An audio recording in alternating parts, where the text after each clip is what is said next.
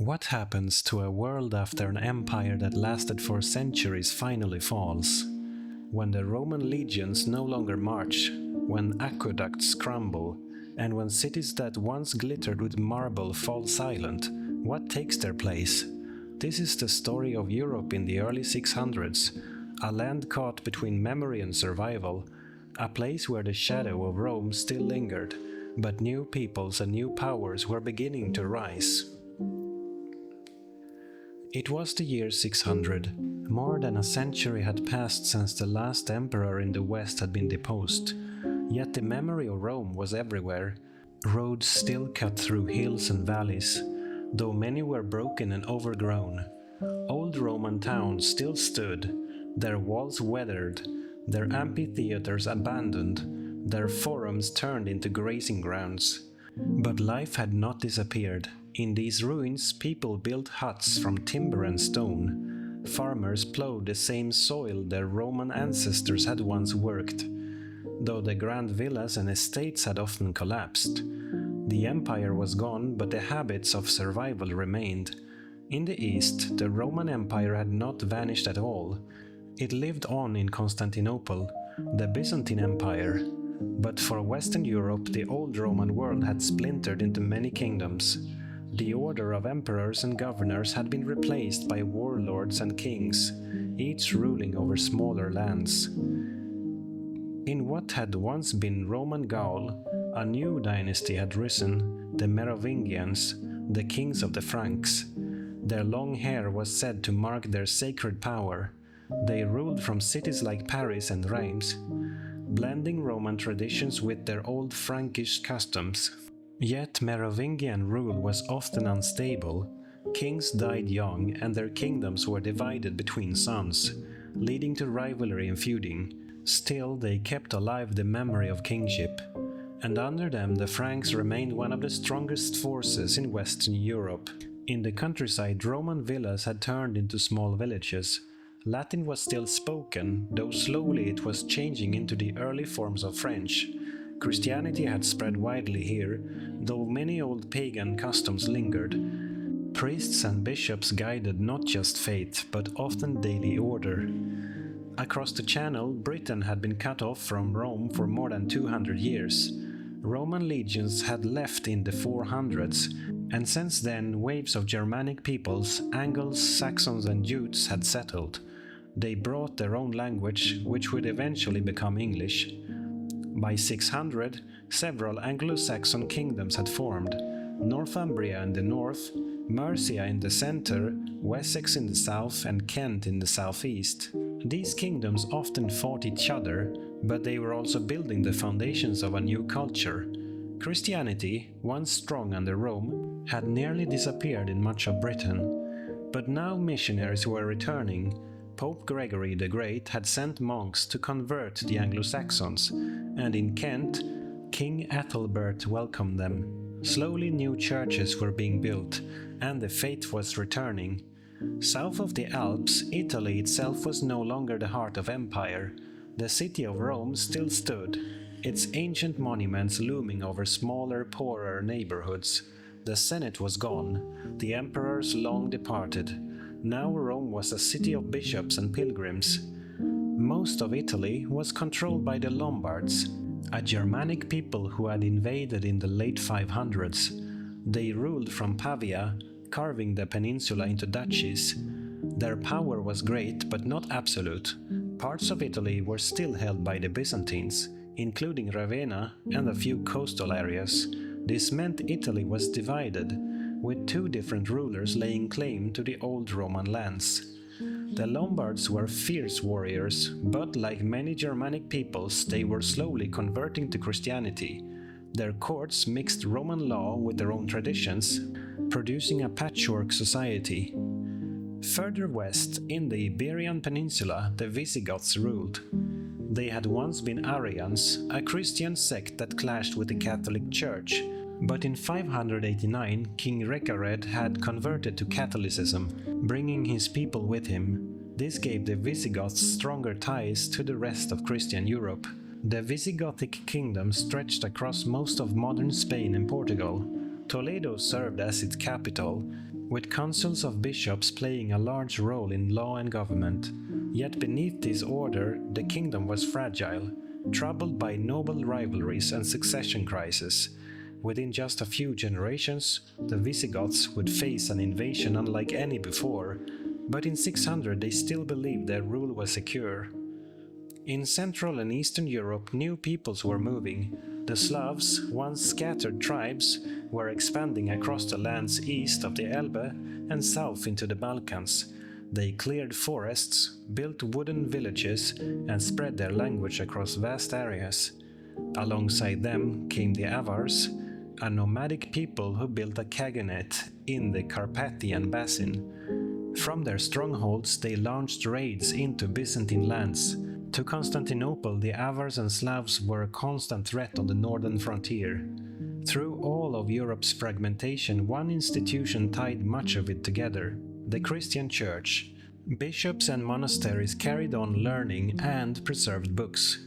Monks copied manuscripts in candlelit rooms, keeping alive knowledge of the Bible, Roman law, and even classical authors. In Rome, the Pope was growing in importance. Though politically weak, the papacy held spiritual authority. Pope Gregory the Great, who died in 604, had sent missionaries to England and written widely, shaping medieval Christianity. So the year 650 approached, and Europe was still a place of shadows and survival. The Roman Empire was gone, but its ghost lingered in roads, cities, and laws. Germanic kings ruled over Latin-speaking peasants. New peoples like the Slavs were pushing in, while the Church quietly bound the continent with faith. Europe was fragile, divided, and poor compared to its Roman past. Yet within this seeming weakness lay the seeds of the medieval world to come. The Franks, the Anglo-Saxons, the Lombards, the Visigoths, each would play a part in shaping the next centuries. What holds a continent together when kingdoms rise and fall, when invasions continue, and when wealth has faded? In the years between 650 and 700, Europe was no longer the world of emperors and legions, but of monks and bishops, kings and warlords, and ordinary people trying to keep faith and stability alive. This was the age when the Church became the heart of Europe's identity, while new powers slowly emerged from its fragmented lands. By the mid-600s, the Christian Church had become one of the strongest unifying forces in Europe. Kings ruled small territories, but bishops and abbots often held more influence than generals.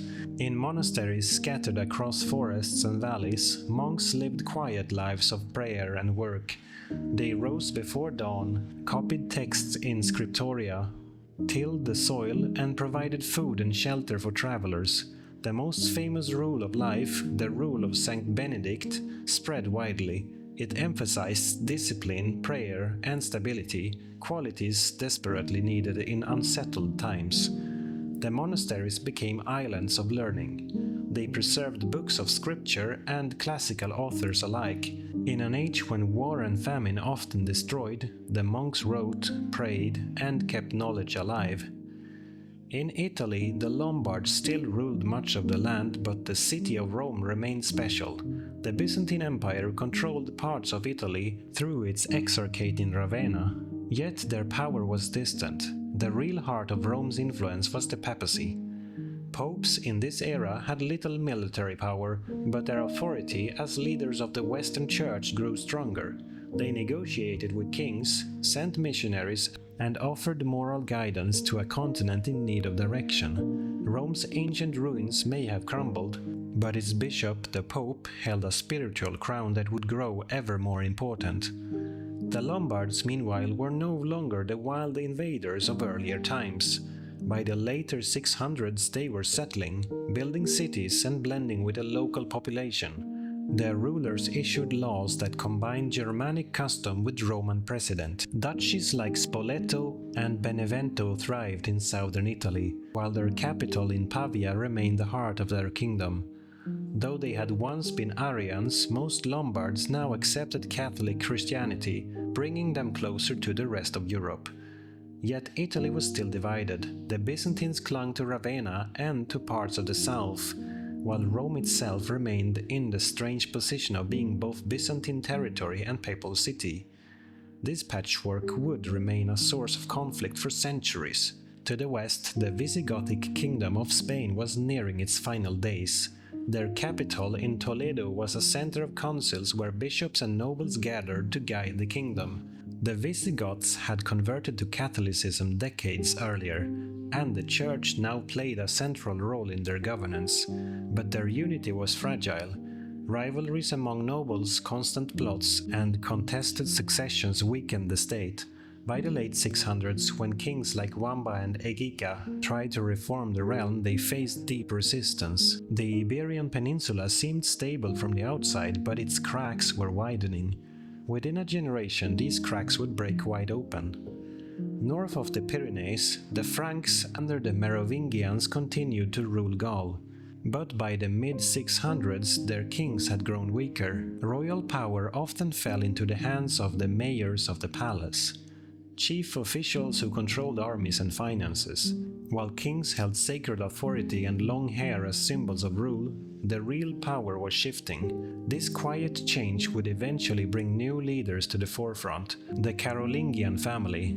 For now, the Merovingians still wore the crown, even if others guided their hands. In England, the Anglo-Saxon kingdoms were slowly taking shape. Christianity had returned through the mission of Augustine in Kent, and by the later 600s it had spread widely. Northumbria became a shining center of culture. Monasteries like Lindisfarne and Wearmouth Jarrow produced learning and art. The famous Book of Kells and Lindisfarne Gospels, with their dazzling decoration, came from this tradition. Kings such as Oswald and Oswiu supported the church, and missionaries from Ireland and Rome debated how best to guide the faithful. England was still divided into many kingdoms, but it was also a place of renewal. The blending of Germanic energy and Christian order gave it a distinct character that would shape its future. In Eastern Europe, the Slavs continued to expand. They built simple wooden settlements, farmed new lands, and spread their culture widely. Their villages were small, but their numbers grew steadily, and they filled the lands that Rome had once ruled. To their west and south, the Avars maintained their khaganate in the Carpathian Basin. They were feared for their raids, striking into Byzantine territory. Yet their hold was not eternal. New peoples, especially the Bulgars, would soon rise and challenge them. The Byzantine Empire, though far stronger than the kingdoms of the West, was struggling. Wars with the new Islamic Caliphate drained its strength. The emperors in Constantinople could not focus fully on the West, and their authority in Italy and the Balkans weakened. Still, Constantinople itself stood as a glittering city. Its walls, markets, and churches remained a beacon of survival. While Western Europe struggled in poverty, the Byzantine capital kept alive a reminder of Rome's grandeur. As the year 700 approached, Europe remained divided. Franks, Lombards, Visigoths, Anglo-Saxons, and Slavs each carved their place. The Church bound them together in faith, even as kingdoms splintered and shifted. It was not yet the Europe of empires or nations. It was a patchwork, fragile and diverse. But within its monasteries, its courts, and its villages, the seeds of a new order were quietly growing. Soon new leaders would emerge, and with them, Europe would take a step closer to the medieval civilization we recognize today. In Gaul, the Merovingian kings still wore their crowns, but their power had withered. They were sometimes called do-nothing kings, for real authority lay with their mayors of the palace. The most powerful of these was Pepin of Herstal, who had consolidated Frankish lands under his control. His son, Charles Martel, was now rising to prominence. Known for his energy and skill, Charles would soon reshape the destiny of the Franks. But in 700 this was only beginning. The Carolingian family, as they would later be called, was quietly gathering the threads of power. In time they would replace the Merovingians entirely. For now they ruled from behind the throne, preparing the ground for greater things to come. Across the Channel, the Anglo-Saxon kingdoms were still divided, but a sense of unity was beginning to form through faith. By the early 700s, Christianity had reached most of the English kingdoms. Monks traveled between monasteries carrying not just scripture but also art and learning.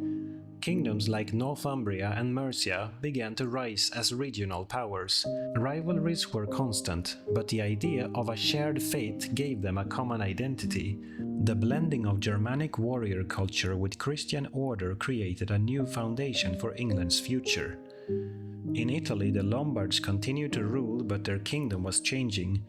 They were no longer simply conquerors. Many Lombard dukes and nobles had adopted Christianity, and their laws mixed Roman tradition with Lombard custom. The Pope in Rome, meanwhile, grew in influence. Though Rome itself was still officially Byzantine territory, imperial power was weak and far away.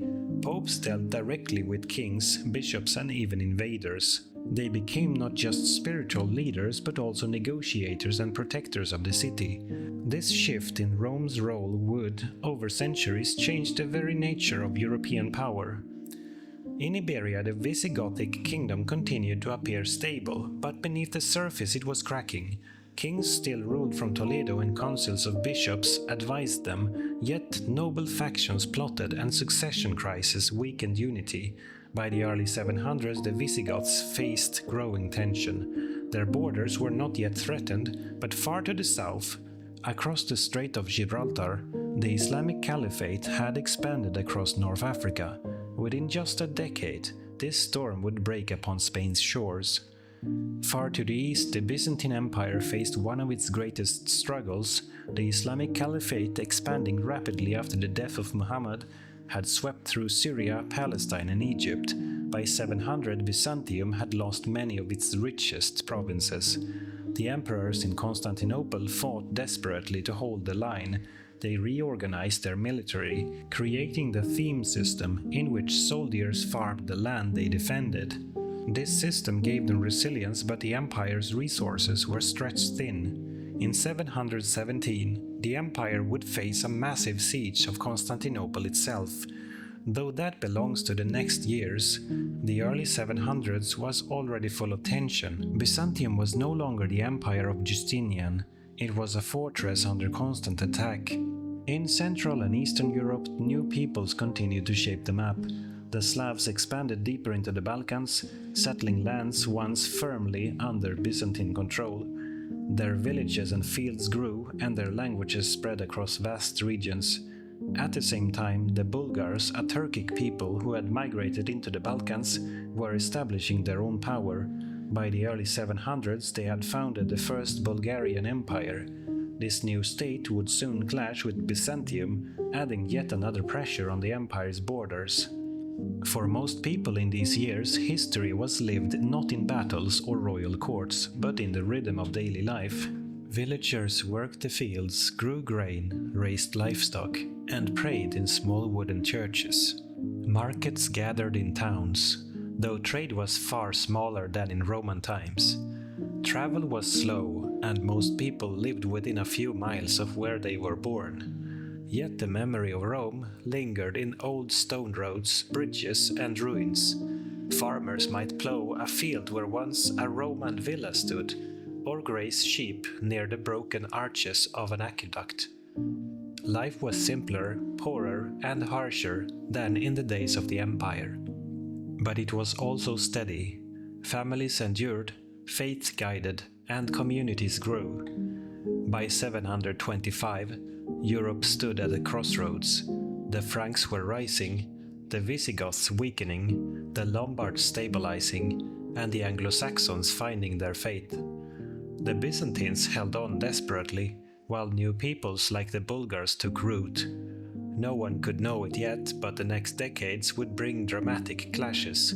Armies from the south would cross into Spain, warriors of the Franks would rally to defend their lands. The balance of Europe was shifting, slowly but surely, toward a new age. What happens when two great civilizations meet? Not through trade or words, but through war. In the mid-700s, Europe stood at the brink of one of its most defining clashes.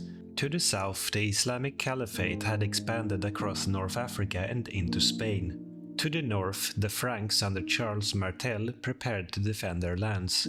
This was the moment when the destiny of Europe would be tested in battle.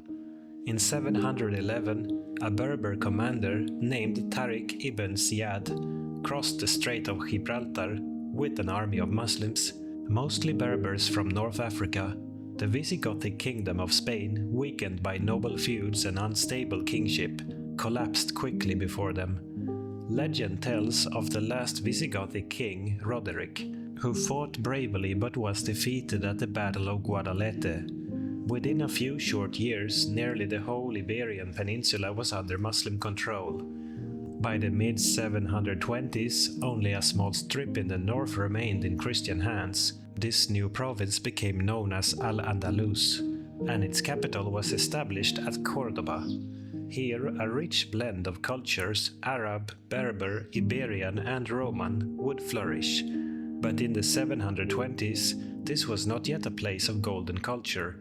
It was still the frontier of conquest, pushing ever northward toward the Pyrenees. From Spain, Muslim armies pressed north, crossing into what is now France. They raided into Aquitaine and Burgundy, seizing treasure, defeating local lords and threatening the heart of Frankish lands. The Frankish dukes in southern Gaul fought hard but could not resist alone. The task fell to Charles Martel, the mayor of the palace, who had already established himself as the strongest leader among the Franks. Charles was not a king, but his authority was greater than that of the Merovingians he served. He trained his warriors, rewarded them with lands, and built a professional corps of soldiers. This was the force that would meet the armies of al-Andalus. In the autumn of 732, near the city of Tours, the clash came. A Muslim army under Abd al-Rahman al-Ghafiqi advanced deep into Frankish territory. Charles Martel gathered his forces, including heavily armed infantry. The two armies faced each other for 7 days, skirmishing and maneuvering. Finally, battle was joined. The Franks formed a solid wall of shields, and wave after wave of cavalry charges broke upon them. The fighting was fierce, and Abd al-Rahman was slain in the struggle. The Muslim forces, leaderless, withdrew under the cover of night. Charles Martel held the field. The battle was not the end of Muslim power in Spain, nor even the last raid into Gaul, but it was remembered as a turning point, the moment when the expansion of Islam into Europe was checked. For Charles, it was the victory that earned him the name Martel, the Hammer. After Tours, Charles Martel's reputation grew immensely. Though still only the mayor of the palace, he was the true ruler of the Franks. He continued to expand his influence, subduing rivals and strengthening his military. Charles also forged ties with the church. He granted lands to monasteries and supported bishops, though he also took church lands to reward his warriors when needed. His relationship with the papacy was pragmatic, but it laid the groundwork for future alliances. By the time of his death in 741, Charles Martel had turned the Franks into the dominant power of Western Europe. His descendants would build upon this foundation, leading to the rise of the Carolingian dynasty. While Charles rose in the north, Italy remained divided between the Lombards, the Byzantines and the papacy. The Lombards still controlled most of the peninsula, but the Pope in Rome increasingly looked northward for alliances. The Byzantines could no longer provide strong protection, and the Lombards pressed hard against papal lands. This tension would eventually draw the Franks into Italian affairs, but in the mid-700s it remained unresolved. Rome was caught between two powers, the Lombards and Byzantium, while quietly cultivating friendships with the Franks. In Britain, the Anglo-Saxon kingdoms continued to grow in strength and culture. Missionaries from England traveled into Europe, spreading Christianity among the pagan tribes of Germany and beyond. The most famous was Boniface, an Anglo-Saxon monk who journeyed into the forests of Germania. He cut down sacred oaks, built churches and organized dioceses, bringing large parts of Central Europe into the Christian fold. This missionary work tied England more closely to Rome and to the Frankish world. The Church was becoming a continent-wide network, binding Europe together in shared belief even as political borders shifted constantly. While the Franks fought in Gaul, the Byzantines faced their own crisis. In 717, the Islamic Caliphate launched a massive siege of Constantinople. For a year, the city held against overwhelming odds. The Theodosian walls, the fleet armed with Greek fire, and the courage of its defenders saved them. When the siege finally lifted in 718, Constantinople had survived. The empire was battered but still alive. This survival ensured that Byzantium would remain a key player in the centuries to come. By the mid-700s, Europe's map was changing. In Spain, al-Andalus was firmly established, its power extending northward. In Gaul, the Franks under Charles Martel had emerged as the strongest defenders of the West. In Italy, the Lombards threatened Rome, while the Pope sought northern allies. In England, faith and learning were growing, while missionaries carried Christianity into Germany. It was a time of both danger and opportunity. Europe was still divided, but a new order was taking shape. The foundations were being laid for an age of Carolingian power. How does a fragmented land of small kingdoms and fragile faiths become the foundation of a great empire? Between 760 and 800, the pieces of Europe began to fall into place. A new dynasty replaced the old. The Church bound itself to northern kings, and a ruler rose who would one day be called the Father of Europe. After the death of Charles Martel in 741, his sons took power. The most successful was Pepin the Short, a shrewd and pragmatic leader. Like his father, Pepin ruled as mayor of the palace, while the Merovingian king remained only a figurehead. By the 750s, Pepin decided it was time to end the charade. He sought the approval of the Pope to take the crown for himself. In return, Pepin promised to defend the Church and its lands. The Pope, desperate for protection against the Lombards in Italy, agreed. In 751, Pepin was anointed king of the Franks, the first of the Carolingian dynasty. The long-haired Merovingians were set aside, and a new royal line began. This alliance between the papacy and the Carolingians would shape Europe for centuries. The Lombards remained the great threat in Italy. They pressed against Rome, cutting into papal lands.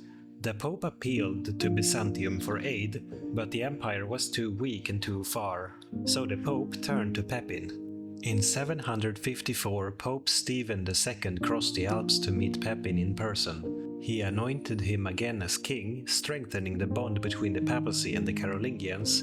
In return, Pepin led campaigns into Italy, defeating the Lombards and securing lands for the Pope.